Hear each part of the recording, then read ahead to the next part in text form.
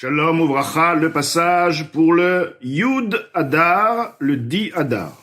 Ma shekatuv begmara, ce qui est écrit dans la Gemara, dans le Talmud, shemi sheore bachavero shechata mitzvah lisnoto, celui qui a constaté son ami fauté, c'est une mitzvah, un précepte, un commandement de le haïr, vegam lomar les rabbos sheisnaeu, également dire à son maître de le haïr. Donc apparemment, ceci ne marche pas dans la même lignée qui était expliquée jusqu'à maintenant, que l'amour qui est donc à Avat Israël provient du fait que nous sommes tous unis dans la source, et de plus que même ce qui est plus bas que Chochma Ilaha, tout de même, nous ne savons pas le niveau réel de la neshama de chacun. Donc ceux qui font leur corps secondaire tafel et leur neshama ikar parviendront à partir de là facilement à Avat Israël.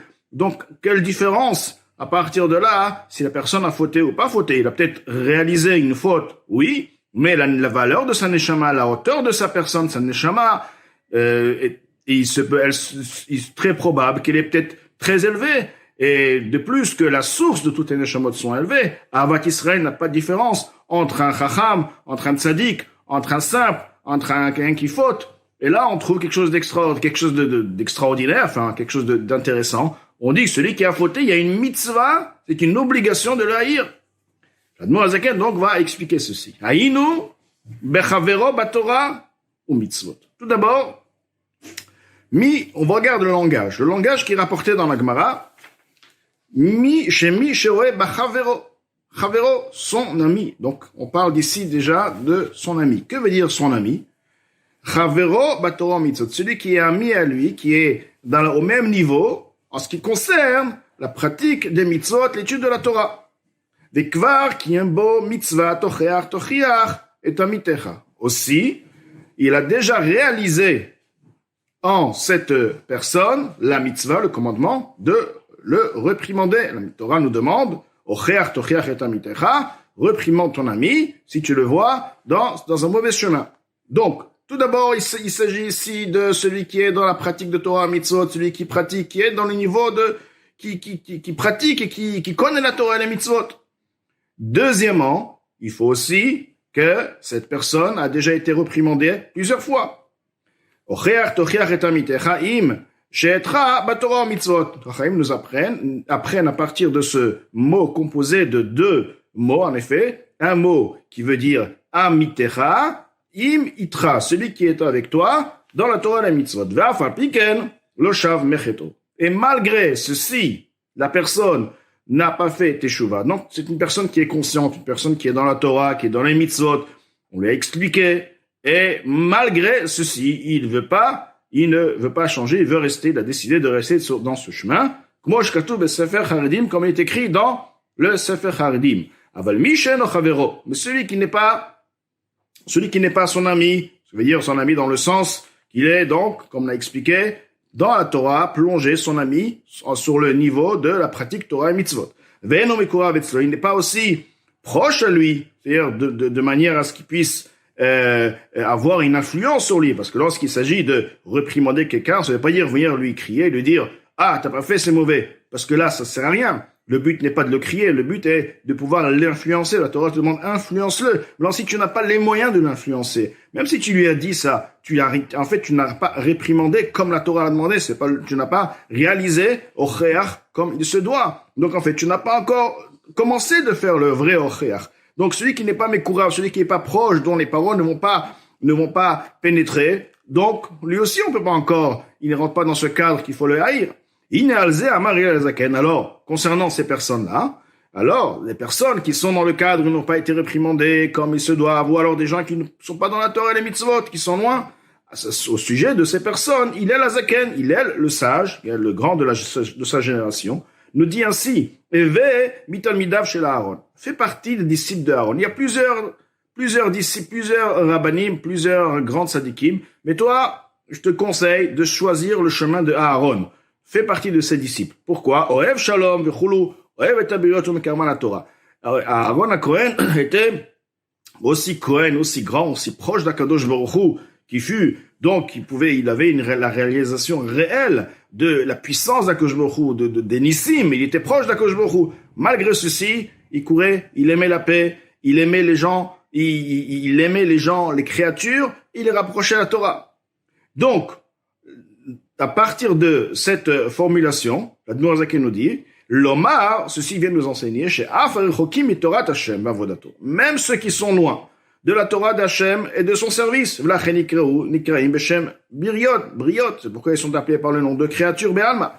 Donc, nous avons constaté une chose, que Briot veut dire ceux qui sont loin de la Torah et des mitzvot. Et à ce sujet, la Zaken parle et dit, ces gens-là faisaient partie de chez qui Aaron à Cohen allait rapprocher. Il n'allait pas, ceux qui étaient dans la Torah et les mitzvot, il allait chez les gens qui étaient loin de la Torah et les mitzvot. Briot be'alma. Tzarich le moshran bechavle avotot ahava. Il faut les attirer. Comment on va les attirer? Avec les cris? Non. Avec les cordes d'amour. Ceci veut dire pas seulement l'amour de manière générale, mais les cordes. C'est-à-dire que l'amour doit être ressenti comme une corde qui est là, qui enlace et qui tire, qui est puissante. Il faut que ce soit un amour, mais encore avotot ahava, bechavle avotot ahava. Donc la qualité de l'amour.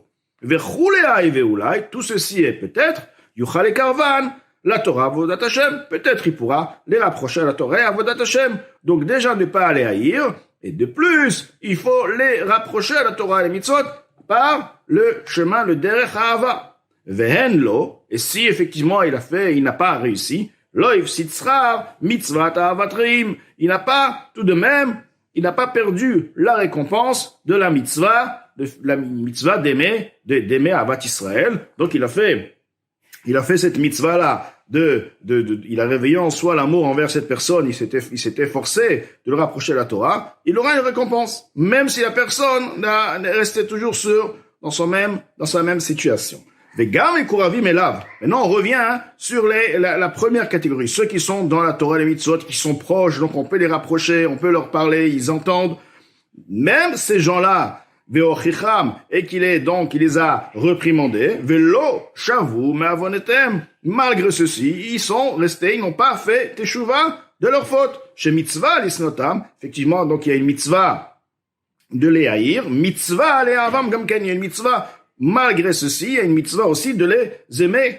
Donc, ce qui se trouve qu'en effet, il n'y a pas un juif qui puisse avoir sur lui un titre, à part ce qu'Admor Zaken va dire à la fin. On parle donc des apikorsim, mais sinon, chaque ben Israël, on a une mitzvah envers lui de Ahavat Israël. Mitzvah de Avam Gamken, il y a une mitzvah aussi de les aimer. C'est-à-dire que lorsque la Gemara te dit qu'il faut le haïr, ceci ne veut pas dire qu'il faut plus l'aimer. Il faut le haïr et il faut l'aimer. Ushten hen emet. Et les deux sont véritables.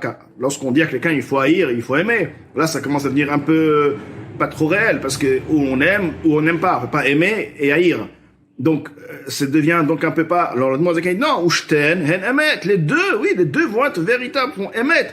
L'amour sera émettre et la haine sera émettre. Sina mitzadara shebahem. La haine qui provient à partir du mal qui est en eux, car chaque personne a en lui, malheureusement, une nefesh abahamit, l'âme animale a en elle du mal. Donc, on est quoi? On est le mal qui se trouve dans cette personne. Non pas la personne, le mal qui se trouve dans la personne. Ce mal a réveillé en nous un mépris et une haine envers, donc, et c'est ce que la Torah nous demande de haïr, effectivement. L'amour aussi provient d'où? Le bien qui est voilé, qui se trouve en eux. Donc nous avons quoi? Chez Unitzut, c'est le coup. Chez Betocham, ce sont les étincelles divines, l'étincelle divine qui se trouve au sein de chaque juif.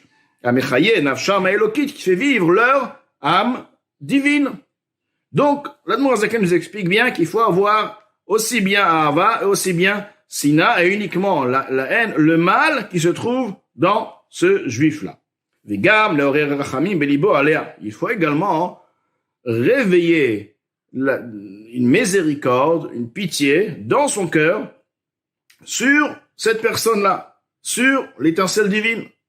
Kihi beprinat galut betochara misitracha. Car l'étincelle divine, à ce stade où la personne ne fait pas la volonté d'Akadosh Baruch Hu, se trouve dans une situation d'exil au sein du mal provenant de l'autre côté, le sitrara, la force de l'impureté, qui est la force qui donne au nefesh habahamit et au mal qui est dans le nefesh habahamit d'exister et d'agir. À gover aléa, qui se renforce par-dessus l'étincelle divine, ba reshaim chez les reshaim. Va rachmanut mevatel et asina ou meoreret ha'ahava. Maintenant, la haine, effectivement, elle est puissante. Lorsqu'il y a une haine, difficile d'avoir l'amour. Mais là, lorsqu'il y a une rachmanout, une miséricorde qui se réveille, la rachmanout, la pitié a en elle une puissance particulière d'éliminer totalement la haine et encore davantage de réveiller l'amour. Donc, lorsque la personne va réveiller en soi une pitié sur cette étincelle divine qui se trouve dans une situation d'exil, ceci va, de par ce sentiment-là, éliminer la haine qu'il avait face donc qu'il avait sur cette personne-là. C'est-à-dire que même en ce qui concerne le mal qu'il a en lui, il faut pas faire de ça une grande avoda. Oui, le mal, on n'aime pas le mal, on est le mal, mais surtout rester dans le cadre qui est ahava, l'amour. Donc l'amour se libère. Se libère comment? De par la pitié, la miséricorde, rachamim, kenoda comme il est su, mima shekatuv de ce qui est écrit dans le verset, les Yaakov asher pada et Avraham. Il y a un verset qui nous dit, dans ce verset, on relit les mots Yaakov asher pada et Avraham, dans le sens profond, ceci veut dire Yaakov, c'est rachamim, Avraham, c'est chesed, c'est ahava. Rachamim libère, Avraham libère l'ahava. Ahava était enfoui, était dans une situation d'exil. Pourquoi? Parce qu'il y avait une haine. Maintenant, on va réveiller cet amour-là. Comment? Par Yaakov. Yaakov libère, le rachamim va libérer l'ahava. Velo amar David Amelech alav shalom tachlit tzina senetim gomer. David Amelech alav shalom. Effectivement, ce qu'il a dit dans Teilim, je les hais à l'extrême haine, etc. Ela alamini ve'apikorsim. Il ne parlait uniquement des hérétiques, des renégats, she'en lahem chelek beloke Israël, qui n'ont pas de part dans le Dieu d'Israël. Donc, du fait qu'ils n'ont pas de part dans le Dieu d'Israël, donc à partir de là, leur neshama est déconnecté. On appelle une part, ils sont pas liés.